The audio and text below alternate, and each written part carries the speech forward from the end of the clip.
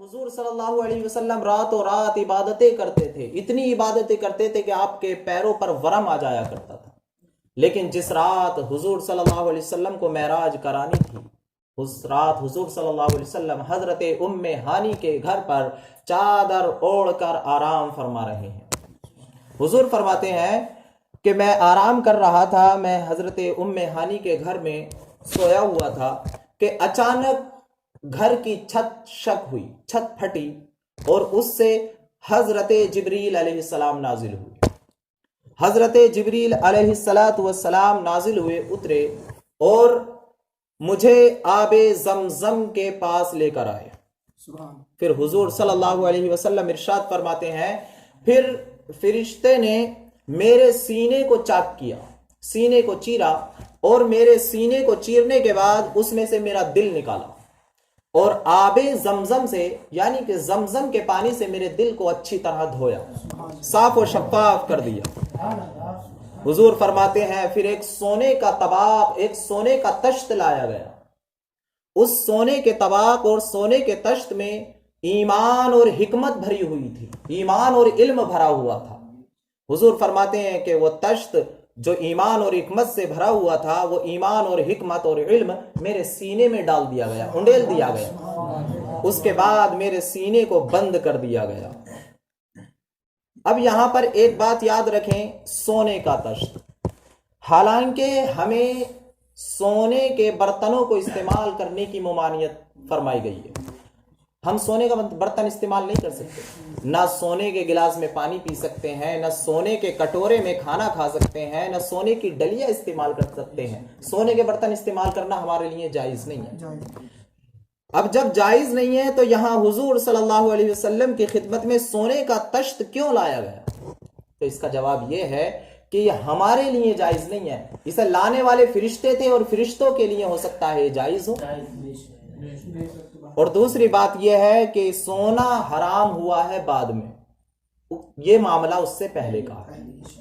اس وقت سونے کا استعمال جائز تھا.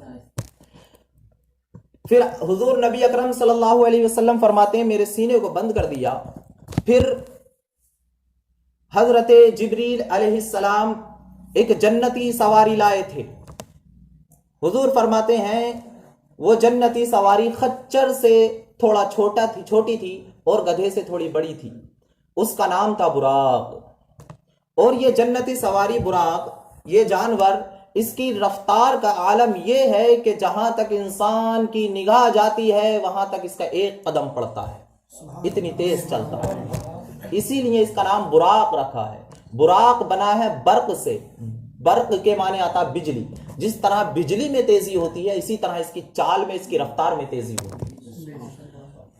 روایتوں کے اندر آتا ہے، بخاری شریف میں تو نہیں ہے لیکن دوسری روایتوں میں آتا ہے کہ حضور صلی اللہ علیہ وسلم جب اس پر سوار ہونے کے لیے چلے، اس پر قدم رکھنے کے لیے چلے تو اس نے شوخی کی، یہ ہن آیا، یہ بدکا. تو حضرت جبرائیل نے اس کے کان کو پکڑا براق کے اور کہا تو جانتا نہیں ہے تیرے اوپر کون سوار ہو رہا ہے؟ آج تیرے اوپر خاتم النبیین سوار ہو رہے ہیں، تیرے اوپر آخری نبی سوار ہو رہے ہیں اور تو شوخی کر رہا ہے. تو براق نے کہا اے جبرائیل، میں حضور کی بارگاہ میں کچھ عرض کرنا چاہتا ہوں. تو براق نے عرض کی تھی، یا رسول اللہ، جب کل قیامت کے دن ہوگا، نفسی نفسی کا عالم ہوگا، تمام نبیین اپنی اپنی سواری پر جنت میں جائیں گے، اس دن میری تمنا یہ ہے کہ آپ میرے اوپر سوار ہو کر جنت میں جائیں. حضور صلی اللہ علیہ وسلم نے براق کی یہ تمنا قبول کر لی اور اس التجا کو قبول فرما لیا. اب جب براق کی یہ تمنا قبول ہو گئی تو براق کو اتنی خوشی ہوئی کہ خوشی کی وجہ سے وہ پھول گیا، اور پھول کے اتنا بڑا ہو گیا کہ اب حضور اس پر قدم رکھنا چاہ رہے ہیں اس کی پیٹھ پر، لیکن آپ کا قدم وہاں تک نہیں پہنچ رہا، اتنا بڑا ہو گیا. اچانک ایک روح آئی اور روح نے آنے کے بعد اپنا کاندھا حضور کے قدم کے نیچے لگا دیا. حضور نے اپنا قدم نبوت اس روح کے کاندھے پر رکھا اور اس براق پر سوار ہو گئے. حضور نے ارشاد فرمایا، اے روح تو کون ہے جس نے مجھے سہارا لگایا ہے؟ تو جواب آیا، عرض کی، یا رسول اللہ، میں آپ کی امت میں عبد القادر ہوں. حضور نے ارشاد فرمایا، تم عبد القادر نہیں، محی الدین ہو، میرے دین کو زندہ کرو گے. یہ روح ہمارے اور آپ کے پیران پیر دستگیر حضور غوث اعظم کی روح تھی. حضور غوث اعظم کی روح تھی. میرے مصطفیٰ نے ارشاد فرمایا آج تم نے میرے قدم کو اپنے کاندھے پر رکھ لیا ہے، جاؤ کل قیامت تک جتنے بھی ولی ہوں گے ہر ولی کی گردن پر تمہارا قدم ہوگا، ہر ولی کی گردن پر تمہارا قدم ہوگا۔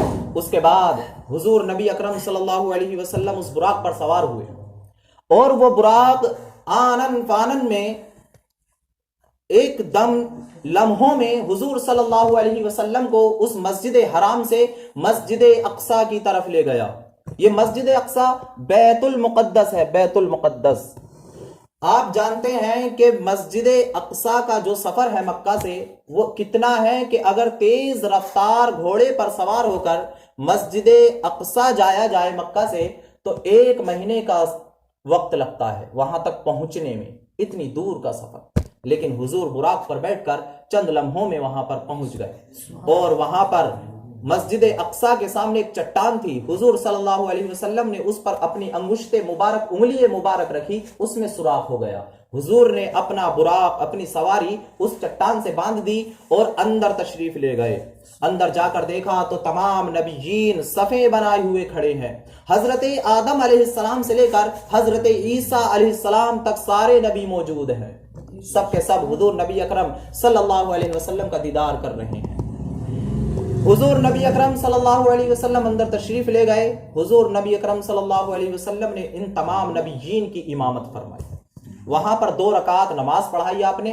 اس کے بعد حضور صلی اللہ علیہ وسلم باہر تشریف لائے تو حضرت جبرائیل 2 پیالے لے کر آئے، ایک میں دودھ تھا اور دوسرے میں شراب تھی۔ حضور صلی اللہ علیہ وسلم فرماتے ہیں میں نے دودھ والا پیالہ لیا اور دودھ پی لیا۔ حضرت جبرائیل نے عرض کی یا رسول اللہ آپ نے فطرت کو چن لیا ہے، اگر آپ شراب والا پیالہ اٹھا لیتے تو آپ کی ساری امت گمراہ ہو جاتی۔ اس کے بعد حضور فرماتے ہیں کہ پھر حضرت جبرائیل مجھے لے کر آسمان کی طرف چلے، آسمان کی طرف، پہلے آسمان کی طرف۔ جو آسمان ہماری نظروں کے سامنے ہے اسے آسمان دنیا بولا جاتا ہے، آسمان دنیا کی طرف لے کر چلے۔ حضور فرماتے ہیں کہ وہاں پر جا کر دروازہ کھٹکھٹایا اور زمین سے آسمان تک کی دوری 500 سال تک تیز رفتار گھوڑے پر بیٹھ کر انسان دن رات چلے تو 500 سال میں زمین سے آسمان کے کنارے تک پہنچ پائے گا، اتنی دوری ہے زمین سے پہلے آسمان کی۔ اور پھر وہ موٹا بھی اتنا ہی ہے کہ اس 500 سال میں اس کے اوپر پہنچ پائے گا، اسے پار کر پائے گا، موٹا اتنا ہے وہ آسمان۔ اسی طرح پھر وہاں سے دوسرے آسمان کی دوری 500 سال کی، پھر اس کا موٹاپا 500 سال کا، پھر دوسرے آسمان سے تیسرے آسمان کی دوری 500 سال کی، 7 آسمان میں اسی طرح فرق ہے۔ حضور نبی اکرم صلی اللہ علیہ وسلم فرماتے ہیں دروازہ کھٹکھٹایا، اندر سے آواز آئی کہ کون؟ حضرت جبرائیل نے کہا کہ میں جبرائیل ہوں۔ اس سے پتا چلا اگر دروازہ کسی کا آپ جائیں کسی کے دروازے پر تو اسے کھٹکھٹا کر اندر داخل، ڈائریکٹ داخل نہ ہو، اور اگر کھٹکھٹائیں اندر سے کوئی پوچھے کہ کون تو جواب میں یہ نہیں کہنا چاہیے کہ میں، کیونکہ میں تو پھر بھی مبہم رہ گیا، کیا پتا کون ہے۔ اگر اسے پہلے ہی پتا ہوتا کہ تم ہو تو وہ پوچھتا ہی کیوں؟ اس لیے اپنا نام بتانا چاہیے۔ حضرت جبرائیل نے یہ نہیں کہا کہ میں، بلکہ کہا کہ میں جبرائیل ہوں۔ پھر دوبارہ سوال کیا گیا کیا آپ کے ساتھ کوئی اور ہیں؟ تو حضرت جبرائیل نے فرمایا کہ ہاں میرے ساتھ محمد صلی اللہ علیہ وسلم ہے۔ پھر اندر سے سوال ہوا کیا انہیں بلایا گیا ہے؟ حضرت جبرائیل نے کہا کہ ہاں انہیں بلایا گیا ہے۔ حضور نبی اکرم صلی اللہ علیہ وسلم فرماتے ہیں پھر دنیاوی آسمان کو کھول دیا گیا، ہم اندر داخل ہوئے اور آسمان کے اوپر گئے تو حضور فرماتے ہیں کہ ہم نے دیکھا وہاں پر ایک شخص بیٹھے ہوئے ہیں، ایک شخص بیٹھے ہوئے ہیں جن کی دائیں طرف بھی کچھ پرچھائیاں ہیں، کچھ روحیں ہیں، اور جن کی بائیں طرف بھی کچھ روحیں موجود ہیں۔ وہ شخص جب اپنی دائیں طرف کو دیکھتے ہیں، ان روحوں کو دیکھتے ہیں تو انہیں دیکھ کر خوش ہوتے ہیں، اور جب بائیں طرف والی روحوں کو دیکھتے ہیں تو انہیں دیکھ کر رونے لگتے ہیں۔ حضور نبی اکرم صلی اللہ علیہ وسلم نے حضرت جبرائیل سے فرمایا جبرائیل یہ کون ہے اور یہ کیا معاملہ ہے؟ حضرت جبرائیل نے عرض کی یا رسول اللہ یہ آپ کے آبا و اجداد یہ حضرت آدم علیہ السلام ہیں، اور جو ان کی دائیں طرف روحیں ہیں یہ جنتیوں کی روحیں ہیں، اور جو ان کے بائیں طرف روحیں ہیں یہ جہنمیوں کی روحیں ہیں۔ جب جنتیوں کی روحوں کو دیکھتے ہیں تو خوش ہوتے ہیں، اور جب جہنمیوں کی روحوں کو دیکھتے ہیں تو رونے لگتے ہیں۔ حضور نبی اکرم صلی اللہ علیہ وسلم ارشاد فرماتے ہیں پھر اس کے بعد انہوں نے ہمارا خیر مقدم کیا اور کہا کہ مرحبا اے نبی صالح، اے بیٹے صالح۔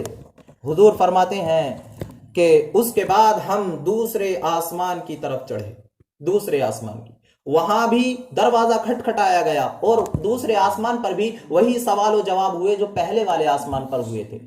حضور فرماتے ہیں، حضرت راوی کہتے ہیں کہ حضور نبی اکرم صلی اللہ علیہ وسلم کو ہر آسمان پر کوئی نہ کوئی نبی ملے۔ حضرت آدم ملے، حضرت ادریس ملے، حضرت موسیٰ ملے، حضرت عیسیٰ ملے، حضرت ابراہیم ملے۔ بلکہ ایک دوسری روایت میں ان کی منزلیں بھی بتا دی گئی ہیں کہ پہلے آسمان پر حضرت آدم علیہ السلام ملے اور دوسرے آسمان پر حضرت عیسیٰ اور حضرت یحییٰ علیہ السلام دونوں ملے، اور تیسرے آسمان پر حضرت یوسف علیہ السلام ملے، اور چوتھے آسمان پر حضرت ادریس علیہ السلام ملے، اور پانچویں آسمان پر حضرت ہارون علیہ السلام ملے، اور چھٹے آسمان پر حضرت موسیٰ علیہ السلام ملے۔ اور جب ساتویں آسمان پر پہنچے تو حضور فرماتے ہیں کہ وہاں پر حضرت ابراہیم علیہ السلام موجود تھے۔ اب ساتویں آسمان پر ایک گھر ہے اللہ کا جسے بیت معمور کہا جاتا ہے، بیت معمور۔ حضور فرماتے ہیں یہ بیت معمور ایسے ہی ہے جیسے دنیا میں خانہ کعبہ۔ 70,000 فرشتے روز بیت معمور میں داخل ہوتے ہیں، اور جو فرشتہ ایک دفعہ داخل ہو جاتا ہے اسے دوبارہ موقع نہیں ملتا ہے۔ یہ وہ مبارک گھر ہے، اور یہ بیت معمور جو ہے بالکل خانہ کعبہ کے بالکل سیدھ میں اوپر ہے۔ روایتوں کے اندر آتا ہے جب اللہ تعالیٰ حضرت آدم علیہ السلام کو پیدا کرنے کا ارادہ فرمایا اللہ تعالیٰ نے، تو فرشتوں سے اللہ رب العزت نے ارشاد فرمایا، اے فرشتوں میں دنیا میں آدمی کو پیدا کرنے جا رہا ہوں۔ تو فرشتوں نے عرض کی تھی، مولا تو آدمی کو کیوں پیدا کر رہا ہے؟ تیری عبادت کرنے کے لیے ہم ہیں۔ تو اللہ رب العزت ناراض ہو گیا تھا۔ تو فرشتے اس بیت معمور کے چاروں طرف چکر لگاتے رہے۔ جب 7 چکر لگائے تو رب تعالیٰ ان سے راضی ہو گیا، اور اللہ تعالیٰ نے ارشاد فرمایا، اے میرے فرشتوں جاؤ دنیا میں بھی اسی کے بالکل نیچے ایک گھر بنا دو تاکہ کوئی بندہ گناہ کرے اور میں اس سے ناراض ہو جاؤں، پھر وہ بندہ اس خانہ کعبہ کا حج کرنے کے لیے آئے گا اور چکر لگائے گا، طواف کرے گا، تو میں اس سے راضی ہو کر اسے معاف کر دوں گا۔ اسی لیے حضور فرماتے ہیں کہ جو انسان حج کرنے کے لیے جاتا ہے، خانہ کعبہ کا چکر لگاتا ہے، تو وہ گناہوں سے ایسے پاک ہو جاتا ہے جیسے آج ہی ماں کے پیٹ سے پیدا ہوا۔ تو وہ بیت معمور ہے۔ حضرت ابراہیم خلیل اللہ اس سے ٹیک لگائے ہوئے بیٹھے تھے۔ حضور نبی اکرم صلی اللہ تعالی علیہ وسلم ارشاد فرماتے ہیں کہ پھر ہم اس سے بھی اوپر گئے، اس سے اوپر سدرۃ المنتہا پر پہنچے۔ سدرہ یہ ایک بیری کا درخت ہے، 7 آسمان کے اوپر ایک بیری کا درخت ہے سدرہ، اور کتنی بڑی بیری ہے، اس کی جڑیں 6 آسمان میں ہیں۔ اللہ اکبر، 6 آسمان میں، اور اس کے پتے جو ہیں وہ تمام آسمانوں کو گھیرے ہوئے ہیں، جنت بھی اسی کے پتوں کے سائے میں ہے۔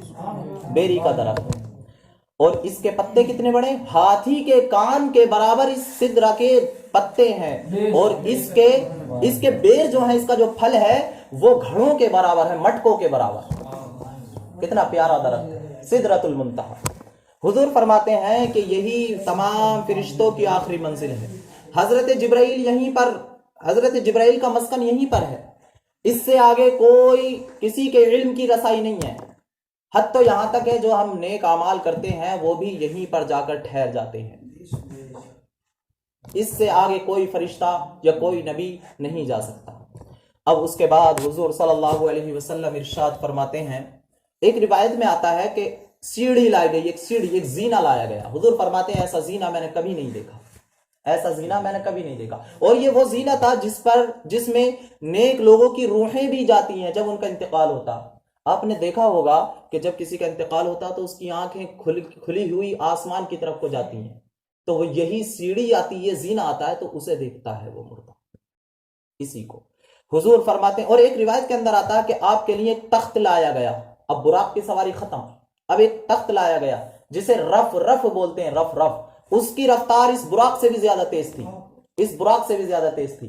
حضور صلی اللہ علیہ وسلم اس پر سوار ہوئے، حضرت جبرائیل سے کہا کہ جبرائیل آئیے، اب بھی میرے ساتھ آئیے۔ حضرت جبرائیل عرض کرتے ہیں، یا رسول اللہ میری منزل بس یہیں تک ہے، اب اگر میں ایک بال برابر بھی آگے بڑھا تو رب کی تجلی سے میرے پر جل جائیں گے، میں جل کر خاک ہو جاؤں گا۔ حضرت جبرائیل علیہ السلام کے 600 پر تھے، 600 پر. جب حضرت جبرائیل اپنے پروں کو کھولتے ہیں تو ان سے یاقوت، موتی، ہیرے، جواہرات ٹپکتے ہیں. حضور صلی اللہ علیہ وسلم فرماتے ہیں ایک مرتبہ جب میں نے حضرت جبرائیل کو اصلی صورت میں دیکھا تو آپ نے جب اپنے پر کھولے 600 پر تھے، ان سے ہیرے جواہرات ٹپک رہے تھے اور پورے آسمان کو گھیرے ہوئے تھے، پورے آسمان کو. حضرت جبرائیل، یہ حضرت جبرائیل. تو جب حضرت جبرائیل جو زمین سے آسمانوں تک حضور کے ساتھ گئے، وہ نوری فرشتے جو تمام فرشتوں کے سردار ہیں، وہ عرض کرتے ہیں یا رسول اللہ آپ جائیے، میں نہیں جا سکتا، میں آپ کی طرح نہیں ہوں، میں جاؤں گا تو جل جاؤں گا، اور آپ میری طرح نہیں ہیں، میں آپ کو روکوں گا نہیں، آپ تشریف لے جائیے، میں آپ کو روکوں گا نہیں. تو حضرت جبرائیل نے حضور کو اپنی طرح نہیں سمجھا. اگر اپنی طرح سمجھتے تو عرض کرتے یا رسول اللہ آپ بھی مت جائیے، کیونکہ میں جل جاؤں گا تو آپ بھی جل جائیں گے، آپ بھی مت جائیے. لیکن حضرت جبرائیل کا عقیدہ یہ تھا کہ میں آپ کی طرح نہیں اور آپ میری طرح نہیں، یا رسول اللہ آپ جائیے. ادھر تو حضرت جبرائیل کے پر جل جاتے، ادھر حضور صلی اللہ علیہ وسلم کے کپڑے بھی سلامت ہیں، آپ کا عمامہ شریف کا شملہ تک نہیں ہلا. حضور صلی اللہ علیہ وسلم اس رف پر سوار ہو کر اب رب کے قرب خاص میں پہنچ جاتے ہیں. رب کے قرب خاص میں اب حضور لا مکان میں پہنچ جاتے ہیں، جہاں نہ کوئی مکان ہے نہ کوئی وقت ہے، جہاں نہ کوئی ٹائم ہے نہ کوئی وقت ہے نہ کوئی جگہ ہے، لا مکان میں پہنچ جاتے ہیں. اب رب جانے اور مصطفیٰ جانے وہ جگہ کیسی تھی، وہ لا مکان کیسا تھا. لا مکان کہتے ہی اسے جہاں جگہ نہ ہو، وہ لا مکان کیسا تھا. اس کے بعد اللہ اور رسول اللہ صلی اللہ علیہ وسلم کے درمیان راز و نیاز کی باتیں ہوتی ہیں، راز و نیاز کی. حضور صلی اللہ علیہ وسلم یہ جو ہم نماز میں اتحیات پڑھتے ہیں نا، یہ بھی اسی کا تحفہ ہے. حضور نے جا کر عرض کی التحیات للہ والصلوات والطیبات، اے اللہ تمام جانی مالی بدنی عبادتیں تیرے ہی لیے ہیں. ادھر سے اللہ رب العزت نے ارشاد فرمایا السلام علیکہ ایھا النبی ورحمۃ اللہ وبرکاتہ. ادھر حضور صلی اللہ علیہ وسلم نے جب دیکھا کہ اللہ نے ہم پر رحمتیں نازل کر دی ہیں تو حضور اپنے امتیوں کو نہیں بھولے، اپنے گناہگار امت کو نہیں بھولے، اور حضور نے ادھر سے عرض کی السلام علینا وعلی عباد اللہ الصالحین، سلامتی ہو ہم پر اور نیک بندوں پر. اور جب فرشتوں نے دیکھا کہ ادھر سے بھی کلام ہو رہا ہے ادھر سے بھی کلام ہو رہا ہے تو فرشتوں سے خاموش نہیں رہا گیا. فرشتے بول پڑے اشہد ان لا الہ الا اللہ واشہد ان محمدا عبدہ ورسولہ. یہ ہے التحیات. پھر اس کے بعد راز و نیاز کی باتیں ہوئیں، وہ رب جانے اور مصطفیٰ جانے کیا راز کی باتیں ہوئیں، کیا راز و نیاز کی باتیں ہوئیں. اس کے بعد اللہ رب العزت نے حضور نبی اکرم صلی اللہ علیہ وسلم کو کچھ تحفے دی. ایک تحفہ یہ تھا کہ 50 وقت کی نمازیں لے جاؤ اے محبوب، اپنی امت کو دو کہ ایک دن میں 50 ٹائم کی نمازیں پڑھے آپ کی امت. دوسرا تحفہ یہ تھا کہ آپ جائیے اور اپنی امت کو یہ تحفہ دیجئے کہ اگر کوئی ناپاک ہو گیا تو وہ 7 مرتبہ غسل کرے، اگر 7 مرتبہ غسل نہیں کرے گا تو وہ پاک نہیں ہوگا. اگر کسی کا کپڑا ناپاک ہو گیا تو 7 مرتبہ دھوئے، اگر 7 مرتبہ کپڑا نہیں دھویا تو وہ ناپاک ہی رہے گا. ایک تحفہ یہ تھا کہ سورہ بقرہ کی چند آخری آیتیں اللہ رب العزت نے عطا فرمائی، یہ بھی معراج میں عطا فرمائی. اور ایک تحفہ یہ تھا کہ جس تحفے کو سن کر ہماری جان میں جان آ جاتی ہے، وہ تحفہ یہ تھا اللہ رب العزت نے ارشاد فرمایا اے محبوب تمہاری امت میں جو کلمہ پڑھنے والا ہوگا ان تمام گناہگار کو میں کل قیامت کے دن بخش دوں گا. بخشنے کا وعدہ فرمایا تھا. اس تحفے کو دیکھ کر تو جان میں جان آ جاتی ہے. اب حضور صلی اللہ علیہ وسلم 50 وقت کی نمازیں لے کر واپس آ رہے تھے. اب چونکہ چھٹے آسمان پر حضرت موسیٰ ملے تھے، 7ویں پر حضرت ابراہیم تھے، تو حضرت ابراہیم نے تو کچھ نہیں کہا. جب حضرت موسیٰ کے پاس سے گزر ہوا، حضرت موسیٰ نے عرض کی یا رسول اللہ کیا تحفہ ملا ہے؟ ارشاد فرمایا 50 وقت کی نمازیں. عرض کی یا رسول اللہ آپ کی امت کمزور امت ہے، آخری امت ہے، میری امت تو بہت طاقتور تھی، وہ عبادت نہ کر سکی، آپ رب کی بارگاہ میں جائیے ذرا کم کرا لیجیے. حضور نبی اکرم صلی اللہ علیہ وسلم اللہ کی بارگاہ میں گئے تو 5 وقت کی نماز کم ہو گئی. پھر آئے تو پھر حضرت موسیٰ علیہ السلام نے پھر عرض کی کہ اب بھی زیادہ ہے، کم کرا لیجئے. المختصر یہ کہ حضور صلی اللہ علیہ وسلم 9 مرتبہ رب کی بارگاہ میں گئے اور 9 پنجے 45 نمازیں کم ہو گئیں. اب جب 5 نمازیں رہ گئیں تو اللہ رب العزت نے ارشاد فرمایا اے محبوب لا یبدل القول لدیا، کہ ہمارے پاس قول بدلتا نہیں ہے. ہم نے 50 کہا تھا، آپ کی امت پڑھے گی 5، ثواب 50 ہی کا دوں گا، ثواب 50 ہی کا دوں گا. تو 45 وقت کی نمازیں وہیں پر ختم ہو گئیں اور 6 مرتبہ کا غسل بھی ختم ہو گیا. اب جو 1 مرتبہ غسل کر لے گا وہ پاک ہو جائے گا, اور 6 مرتبہ کا غسل یعنی کپڑے کو دھونا بھی وہیں پر ختم ہو گیا. جو 1 مرتبہ اچھی طرح کپڑے کو دھو لے گا تو پاک ہو جائے گا. اس کے بعد اب یہاں پر ایک سوال آتا ہے, حضرت ابراہیم علیہ السلام کے پاس سے بھی گزر ہوا تھا اور نبیوں نے بھی کے پاس سے گزر ہوا تھا, انہوں نے نمازیں کم نہیں کرائی, حضرت موسیٰ ہی نے کیوں کرائی؟ اس میں کیا حکمت ہے؟ تو اس کی حکمت سنیے. ایک مرتبہ حضرت موسیٰ علیہ السلام نے دعا کی تھی, اے میرے رب تو مجھے نبی نہ بناتا, اپنے محبوب کی امت میں پیدا فرما دیتا. اس امت سے اتنا پیار, اور حضور فرماتے ہیں میرے امتی سب کے سب آپس میں بھائی بھائی ہیں, بھائی بھائی. تو گویا کہ یوں سمجھو حضرت موسیٰ بھی اس امت کے ایک فرد ہوئے تو وہ بھی بھائی ہوئے. تو بھائی کو بھائی کا زیادہ فکر ہوتی ہے, اس لیے حضرت موسیٰ نے کم کرائی. اور دوسری وجہ اور سنو, اور اس وجہ کو سن کر انشاءاللہ آپ تڑپ اٹھیں گے. حضرت موسیٰ علیہ السلام کوہ طور پر جاتے تھے, ایک پہاڑ تھا طور, کوہ طور پر جاتے تھے, وہاں اللہ سے کلام کرتے تھے. ایک دن حضرت موسیٰ نے عرض کی, اللہ اپنا دیدار کرا دے, اپنا جلوہ دکھا دے. اللہ رب العزت نے ارشاد فرمایا, موسیٰ تم نہیں دیکھ سکتے. لیکن جب زیادہ ضد کی تو اللہ رب العزت نے ارشاد فرمایا, اچھا میں اپنی تجلی اس پہاڑ پر ڈالوں گا, تم اس پہاڑ کے واسطے سے مجھے دیکھ لینا. ڈائریکٹ تو دیکھ نہیں سکتے, اس پہاڑ کے واسطے سے میری تجلی دیکھ لینا. اللہ رب العزت نے جب اپنی تجلی اس پہاڑ پر ڈالی تو وہ پہاڑ جل کر راکھ ہو گیا. حضرت موسیٰ علیہ السلام غش کھا کر گر پڑے, اللہ کی تجلی نہ دیکھ سکے. یہ وہ پہاڑ راکھ ہو گیا. مصر کے اندر آج بھی وہ پہاڑ موجود ہے, وہیں سے یہ سرما آتا ہے, وہی راکھ یہ سرما آتا ہے. تو اللہ رب العزت کی تجلی کا دیدار نہ کر سکے تھے. تو حضرت موسیٰ علیہ السلام نے جب دیکھا کہ ادھر حضور صلی اللہ علیہ وسلم رب کا دیدار کر کے آ رہے ہیں, اور جیسے ہی رب کا دیدار کر رہے ہیں تو رب کا جلوہ حضور کی آنکھوں میں بس رہا ہے. جب وہ آ رہے تھے ادھر حضرت موسیٰ آنکھوں میں رب کا دیدار کر رہے تھے. تو حضرت موسیٰ کو بھی موقع مل گیا کہ کوہ طور کے وسیلے سے نہ کر سکا, آج نور کے وسیلے سے کر رہا ہوں. تو بار بار بھیج رہے تھے, جاؤ بار بار جاؤ اور میں دیدار کروں. حضرت موسیٰ تو جب 45 ختم ہو گئی تب بھی کہہ رہے تھے کہ جائیے اور کم کرائیے, اب بھی زیادہ ہے. حضور نے ارشاد فرمایا, موسیٰ اب مجھے رب کے پاس جاتے ہوئے شرم آ رہی ہے, حیا آ رہی ہے, حیا آ رہی ہے. اور دوسری وجہ یہ تھی ہر بار 5 کم ہو رہی تھی, اگر اب کا چلے جاتے تو بالکل ہی ختم ہو جاتی, پھر عبادت ہی کیا رہتی. اس میں یہ حکمت ہے. اس کے بعد حضور صلی اللہ علیہ وسلم فرماتے ہیں پھر ہم جنت میں گھومے, ہم نے جہنم کی سیر کی. حضور فرماتے ہیں جب میں جنت میں گیا تو میں نے دیکھا کہ جنت کے اندر موتیوں کی لڑیاں لٹکی ہوئی ہیں, اور جنت کی مٹی مشک کی کستوری کی ہے, کستوری کی خوشبو آ رہی ہے جنت کی مٹی. اور حضور فرماتے ہیں اس کے بعد ہم جہنم میں گھومے. اس کے بعد حضور صلی اللہ علیہ وسلم جب واپس آئے تو حضور صلی اللہ تعالی علیہ وسلم کا آتے ہوئے ملک شام میں ایک گزر جب بیت المقدس کے قریب سے ہوا تو ایک قافلے کے پاس سے گزر ہوا. اس قافلے میں چند اونٹ تھے, ایک اونٹ پر 2 بوریاں لدی ہوئی تھیں, ایک سفید اور ایک کالی. حضور فرماتے ہیں جب ہم اس اونٹ کے پاس سے گزرے تو وہ اونٹ بدک گیا اور اس کی ایک عضو ٹوٹ گیا, اس کا ایک انگ ٹوٹ گیا. حضور فرماتے ہیں اور ایک شخص کا وہاں پر اونٹ گم ہو گیا تھا اس قافلے میں, وہ شخص اس اپنے اونٹ کی تلاش میں گیا ہوا تھا. اب جب حضور صلی اللہ علیہ وسلم واپس آ گئے, آنے کے بعد صبح کا وقت ہوا تو حضور نے پہاڑی کی چوٹی پر کھڑے ہو کر اعلان فرمایا, یہ لوگوں ادھر آؤ, آج تمہیں ایک خبر سناتے ہیں. وہ خبر یہ ہے کہ رات اللہ رب العزت نے مجھے معراج کرائی ہے, اور رات میں مسجد اقصی بھی گھوم کر آیا ہوں, اور رات میں نے آسمانوں کی سیر بھی کی ہے, جنت اور دوزخ کی سیر بھی کی ہے, اور رب کا دیدار کر کے آیا ہوں.